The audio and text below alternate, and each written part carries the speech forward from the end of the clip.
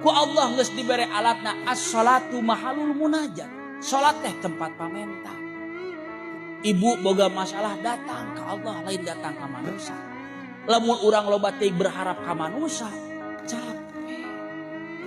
Urang hayang loba rizki ku Allah geus dibere alatna, naon alatna? Duha kan.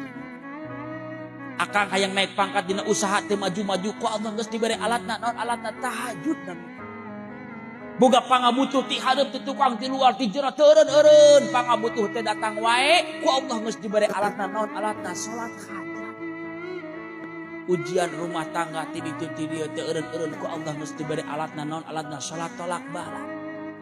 Manusia geus nyaho kana kabeh perkara nu kitu ngan tadi teh masalahna loba ka nyaho ngan kadae. Ari nyaho mah di dieu Kang punten. Ari daek mah di dieu. Nu kudu diomekeun ku umat manusia lain dieuna, tapi